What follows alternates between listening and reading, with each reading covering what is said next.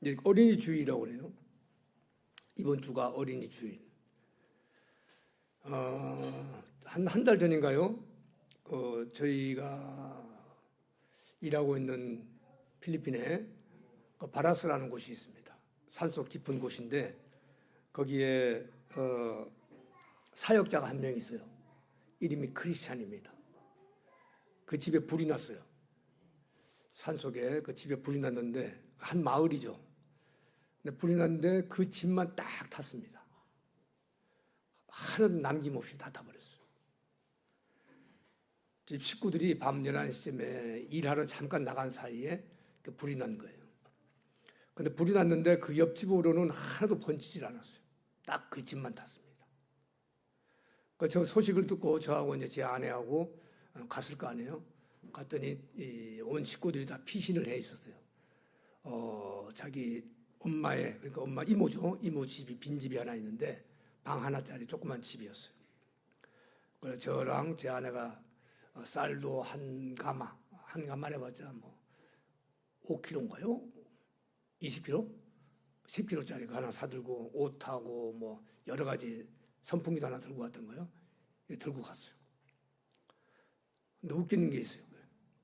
그 부모는 그래도 집이 불이 싹 탔으니까 조금 걱정을 해요. 근데 아이들이 있었습니다. 20대 초반. 얘들은 집이 불이 났는지 안 났는지도 몰라요. 그냥 웃고 떠들고 퀴즈 내고 서로 농담하고 그런답니다. 그러고 있어요. 제가 봐도. 돌아오면서 참 기가 막히다고. 왜 이렇게 저렇게 걱정이 없을까? 필리핀 사람들이 다 그래요. 그 어린아이들 같은 마음들을 가지고 있습니다. 본문에도 보면 제자들이 있잖아요. 제자들이 몇 살 먹었을 것 같아요? 그 당시에는 랍비가 자기 제자들을 데리고 다니고 있어요. 예수님도 뭐라고 불렀습니까? 때로는 랍비라고도 불렸죠. 라바이라고도 불러요. 예수님이 이제 30대 초반이니까. 그중에 제일 나이 많은 사람이 베드로 같아요. 그 당시 20세가 넘으면 성전세를 냅니다. 베드로는 성전세를 냈다는 기록이 있어요. 반세계를 냈다는 것이. 그걸 봐서는 베드로가 20세가 넘었죠. 그리고 장모도 있었어요. 결혼도 했죠. 나머지는 그 기록이 없는 거 봐서. 그리고 수제자죠. 가장 나이도 많고 지도자였는데 그 나머지들은 20세가 안 됐던 거나 요한 같은 경우에 그리고 20대 초반 됐을 거예요. 아직 어려요. 아직 어린데도 불구하고 욕심이 말도 못해요. 천국에서 누가 크니까 그런 얘기를 합니다. 여러분 어렸을 때 숨바꼭질 해보셨죠? 저한테는 작은 손주가 하나 있어요. 손주가 둘인데 작은 애가 하나 있습니다. 제가 동영상하고 사진을 매일 보냅니다. 제 친구하고 숨바꼭질하는 사진을 보냈어요. 4살짜리가. 가위바위보 했는데 우리 손녀가 이겼어요. 손녀가 이겼는데 얘가 술래야. 아이들은 이기고 지고의 문제가 없어요. 그냥 자기들 마음대로 하는 거죠. 그리고 사진을 찍어 보냈는데 아이가 숨어있는 아이는 코너에 각진데 숨어있고 지는 여기 있는데 이거 못 찾겠어요? 다 찾잖아요. 어린아이들 마음이 그래요. 우리 어렸을 때도 보면은 아이가 숨는다고 숨어도 엄마가 아빠가 못 찾겠다 그러면 아이들 그냥 까르르 웃잖아요. 알고도 웃어요. 아까 저 사무실, 저 목양실에 들어가 있는데 누구 손녀 있죠, 저기 권사님 손녀가 막 들어와요. 왜 이 목사님은 너무 좋다고 자기 팬이라고 그러면서 나가고 그래요. 그래서 계속 또 들어와요. 그래서 제가 뭘 알아서 들어오겠습니까? 아이들 마음이잖아요. 너무 순진한 마음이에요. 계획이 없어요. 어떤 자기 이익을 바라서 하는 게 아니잖아요. 그냥 좋으니까, 알고 싶으니까. 그게 아이들의 순전한 마음입니다. 근데 오늘 본문을 보면 예수님의 제자들이죠. 아까 말했듯이 나이도 얼마 안 되는 젊은 총각 같은 사람들이. 전혀 아이 같지가 않아요. 천국에서 누가 크니까 여기에는 어떤 의미가 있겠죠. 누가 크니까는 내가 저 사람보다는 낫겠지. 다른 제자들보다 내가 더 낫겠지 하는 그런 생각이 있을 거예요. 그러니까 물어보겠죠. 내가 이만큼 헌신을 했으니 제자들 간에도 그게 있었던 것 같아요. 내가 더 큰 보상을 받아야 되지 않을까 하는 그런 계산이 깔려 있었던 것 같습니다. 이 한국 교회하고 똑같아요. 자, 필리핀 교회는 그렇지가 않아요. 제가 하는 얘기가 늘 필리핀 목회자들이고 누구에게 절대로 한국 교회를 따라가려고 하지 말아라. 한국 교회 모습을 닮으려고 하지 말아라. 열정만 닮아라, 열정. 한국 교회에서 제가 보면 잘못된 것들이 많죠. 직분이 계급인 줄 알고 있어요. 직분이 계급입니까? 아니죠. 직분은 더 봉사하라는 거예요. 더 열심으로 하라는 얘기고. 신앙을 내가 믿음을 가진 지 얼마나 됐다는 연수를 그걸 능력으로 또는 권력으로 착각하는 사람도 있어요. 내가 이 교회에 20년 다녔는데 이런 사람들이 있죠. 그 권력으로 착각하는 사람도 있어요. 그런 사람들에게 오늘 주님이 어린아이 하나 세워놓고 폭탄 선언을 하는 거예요. 돌이켜 이 아이와 같이 되지 않으면 결코 천국에 못 들어간답니다. 이 아이와 같이 되지 않으면. 무섭지 않아요? 우리 스스로 생각해 보기에. 자기를 낮추라는 얘기죠. 아이가 가진 게 뭐 있겠어요? 아무것도 없어요. 빈손입니다, 빈손. 영적으로 우리는 빈손을 갖고 있어야 됩니다. 어린아이의 특징이 뭐예요? 어린아이의 특징은요, 전적으로 의존하는 거예요. 저 어린아이 이렇게 안고 있으면, 아기도 안고 있으면 엄마가, 아빠가 딱 안고 있다는 그 생각만, 그것을 의지하고 온 몸부림을 다 손 놓고 떨어질지도 모르면서 전적으로 의지를 하기 때문에 그런 거 아닙니까? 옛날 우리, 지금은 좀 그렇지만 옛날에는 시장이라는 게 있었죠. 시장. 그러면 엄마를 시장 갈 때 아이들 데려가면 아이를 손을 꼭 잡고 가죠. 사람이 많으니까 길로 칠까 봐. 제가 기억나는 게 아니었어요. 제가 부산 살았는데 유치원 다닐 때예요. 그 용두산 공원이라고 있죠. 부산에 가면 용두산 공원 유명하잖아요. 용두산 엘레지 노래도 있잖아요. 그 용두산 공원이라는 곳을 갔어요. 근데 제가 길을 잃어버렸어요. 엄마 손을 놓친 거예요. 제가 얼마나 무서웠겠어요. 지금도 제가 기억이 뚜렷이 납니다. 막 제가 엄마 찾아다니는 거예요. 두려움에 떨면서. 그 저희 어머니도 어떻게 해요? 저를 찾으면서 계속 돌아다니는 거죠. 그걸 딱 만난 거예요. 그러니까 그때부터는 어떻게 합니까? 마음이 안도되면서 손을 꼭 다시 잡고 절대로 놓지 않는 거예요. 아이예요, 아이. 너무 무서웠지만은 다시 엄마를 만났을 때 그 손을 잡으니 다시 위로가 되죠. 안전히 보장받는 거예요. 시장 갔을 때도 마찬가지죠. 아이가 엄마의 손을 꼭 잡고 있기만 한다면은 아무리 복잡하고 무서워도 걱정이 안 되는 거예요. 지갑에 돈이 얼마 있는 것이 상관없어요. 시장 가면은. 집으로 가는 길이 어딘지 언제 가는지 아무 관계가 없어요. 엄마 손만 붙잡고 있으면. 엄마가 내 손을 잡고 있다는 이 사실 하나만으로도 충분한 겁니다. 우리 개혁주의 신학은요, 인간의 전적 부패와 하나님의 전적 은혜를 가르치고 있습니다. 이걸 또 강조하고 있고. 여러분, 신앙이 좋다는 게 뭡니까? 신앙이 좋다. 믿음이 좋다. 이건 말이죠, 내가 강해지는 것이 아닙니다. 내가 강해지는 것이 아니고 내가 하나님의 손을 잡지 않으면 한순간도 제대로 살 수 없다는 영적 어린아이를 깨닫는 것이 신앙이 강한 거예요. 하나님의 손을 꼭 잡고 있다는 거예요. 이것이 신앙이 강한 거예요. 우리 한국 사람들 특별한 게 있죠. 체면 문화. 체면. 가오. 가오가 있지만 제가 호가 뭔지 아세요? 필리핀 선교사님들 저에게 부르는 호가 있어요. 김가오. 하도 가오 잡고 다니다가 가오가 있지 말이야. 제가 그런 말 자주 해요. 혹시 우스운 소리로 제가 하는 거지만 어쨌든 간에 한국은 체면 문화입니다. 체면. 그래서 하나님 앞에서도 자꾸만 뭔가를 갖춰 보려고 해요. 갖춰 입으려고도 하고. 내가 장로니까, 내가 권사니까, 내가 이 정도는 보여줘야 되지 않겠냐. 이 정도는 해야 되지 않겠냐. 그런데 천국에서 큰 사람은 뭐예요? 하나님 앞에서 아무것도 없는 빈손의 사람이죠. 어린아이 같은 사람. 고백하는 사람이 되어야 됩니다. 나의 공로, 나의 직분, 내 경험 다 내려놔야 됩니다.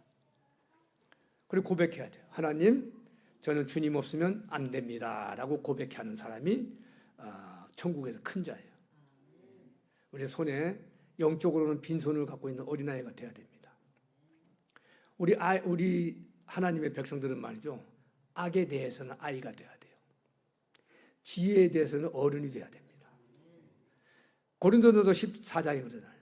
형제들아 지혜에는 아이가 되지 말고 악에는 어린아이가 되라. 지혜에 장성한 사람이 되라. 그래요. 그렇다고 해서 악에는 아이가 되거나 지혜에는 어린이 된다고 해서 우리가 철부지대라는 얘기가 아닙니다. 철부지 그리스도인이 많잖아요. 생각 없이 사는 그리스도인들 엄청 많아요. 요즘 한국 사회에서 뭐가 유행해요? 보이스피싱. 엄청 유행하죠. 보이스피싱. 저희는 필리핀에 있는데도 뭐가 날라와요. 계속. 그러면 이걸 안 누르셔야 되죠. 누르면 또 혹시라도 만에 하나라도 그 보이스피싱에 걸려들까 봐. 어떤 보이스피싱은 말이죠. 자녀의 목소리를 흉내내는 것도 있더라고요. 그 검찰을 사칭하는 보이스피싱도 있어요. 또 거기 넘어가는 사람도 있어요. 이때 만약에 넘어가는 사람이 누굽니까? 지혜 없는 노인이나 노인들, 어린아이들 쉽게 속아 넘어가요. 신앙 세계도 마찬가지예요. 우리 믿음의 세계도 마찬가지예요. 똑같아요. 신천지 여기 넘어가는 사람이 있어요. 각종 이단들, 세속적인 인본주의, 이 인본주의 사상들, 그리고 또 있죠. 이것이 복이다. 우리 교회에 오면 복 받는다. 이것이 성공이다. 이렇게 해야 성공한다. 이걸로 유혹해요. 참된 그리스도 안에서 성공과 하나님이 주신 참된 복에 대해서 우리가 구별할 줄 알고 분별할 줄 아는 지혜가 있어야 되겠죠.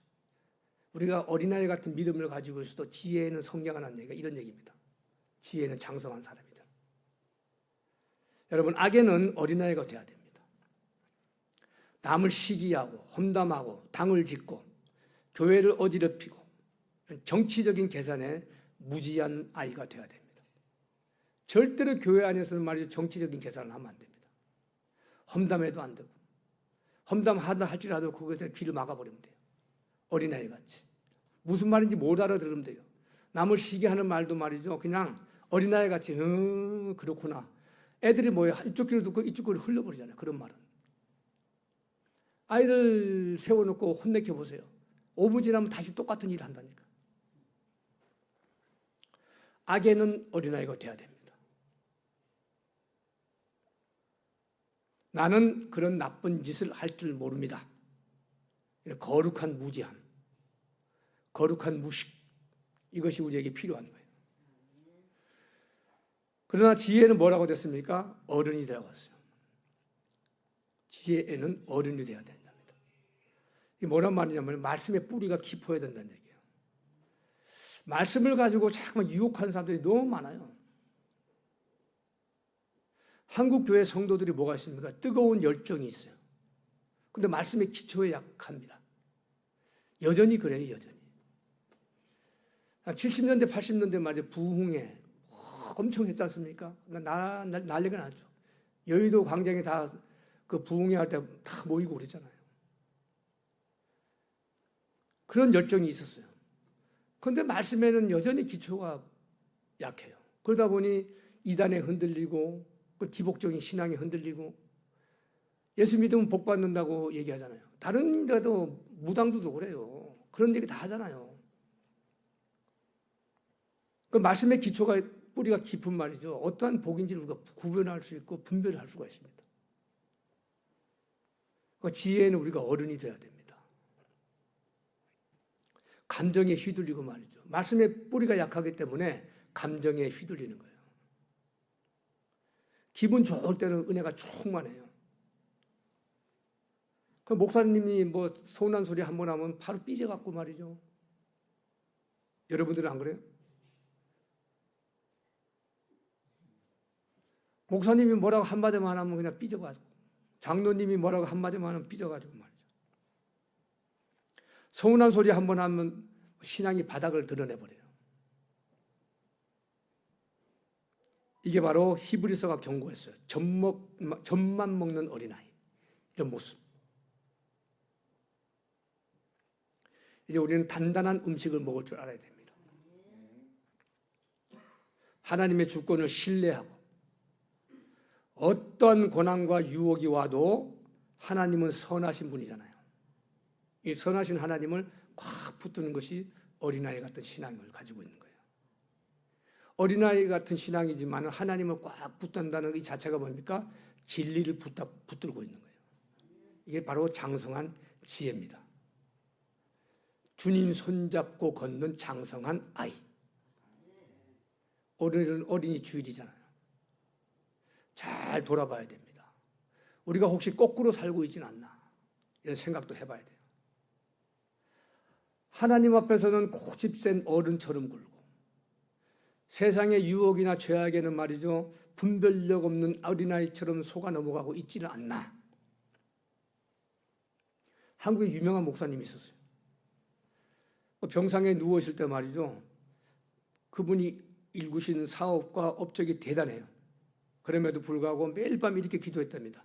하나님, 이 늙은 어린아이를 불쌍히 여겨 주십시오. 저는 주님 없으면 한 걸음도 못 갑니다. 하나님 앞에서는 가장 낮은 자가 되는 것, 그리고 그분에게 은혜만 구하는 것, 그리고 이 예배당 문을 나설 때는 하나님의 전신갑주를 입은 모습, 그 전신갑주로 세상의 유혹과 세상에서 원하는 것들을 단호히 물리칠 수 있는 그러한 믿음으로 장성된 아이의 모습, 그런 사람들이 바로 영적인 거인들입니다. 하나님께서는 바로 그런 사람, 겸손한 마음을 가지고 지혜로운 성도를 통해서 한국 교회가 다시 설 거예요. 이 교회가 보면 말이죠, 제가 보면 말씀 참 중심으로 살아가려는 교회예요. 떴다 봤다 교회 아니고. 전 지금도 한국에 오면 말이죠, 제가 지금 필리핀에서 동부 선교사 협의회라는 곳에 있는데, 그것도 다른 마닐라 선교사 협의회가, 우리 동부 선교사 협의회는 커요. 목사들만, 선교사들만 한 200명 넘습니다. 사모님들까지 해서 한 300명 가까이 될 거예요. 그 마닐라 선교회라는 곳은 선교협의회는 작아요. 한 몇십 명 모이고 다 모이지도 않고. 그런데 거기서 연락이 왔어요. 누가 오는데 이거 좀 광고 좀 해달라. 사람이 적으니까 이쪽에다 협조를 구하는 거예요. 근데 보는데 오는 사람이 신사도를 하는 사람이에요. 이 사람들은 모르죠, 그 사람이 신사도 하는지를. 여러분, 이 교회가 확실하게 말씀으로 서 있는 것이 가장 중요해요. 신자 들어가는 건 다 조심해야 돼요. 신자 들어가는 게 뭐예요? 신천지. 또 뭐 있죠? 신사도. 또 뭐 있어요? 신정통. 신정통주의라고 있어요. 우린 정통이죠. 신정통. 또 뭐 있습니까? 신복음이라고 하죠. 복음이면 복음이 거기다 신자가 붙어요. 그 플러 신학교 같은 데가 신복음주의예요. 하여튼 신자가 들어가면 이상한 거예요. 복음이면 복음이고 정통이면 정통이고 그렇지. 거기다 왜 신을 들어가는 말이죠. 새로운 복음이 있을 수 있습니까? 갈릴라디아서 뭐라고 해서 다른 복음은 없나니 했죠. 그냥 복음은 복음이에요. 정통은 정통이고. 새로운 정통이 어디 있고 새로운 복음이 어디 있습니까? 어쨌든 신자 들어가는 것을 구분하기 위해서는 뭐가 뚜렷해야 됩니까? 말씀의 뿌리가 깊어야 되는 거예요. 목사들도 모르고 넘어간다니까요. 어쨌든 간에 겸손한 마음을 가지고 지혜로운 성도가 되실 때 교회가 바로 설 수 있고 한국교회도 새로워질 수가 있는 겁니다. 여러분, 우리가 이 땅 위에서 큰 자로 인정받고 싶습니까? 아니면 하늘에서 큰 자로 인정받고 싶으세요? 무조건 하늘이죠. 이 땅의 것을 바라보지 마시고 이 땅의 것에 어떤 욕심이 생겨도 어린아이 같이 탐내지 않는 마음을 갖는 것이 중요해요. 그럴 때 우리 하나님께서는 진실로 여러분들을 천국에서 큰 자로 인정하실 줄로 믿습니다. 기도하겠습니다.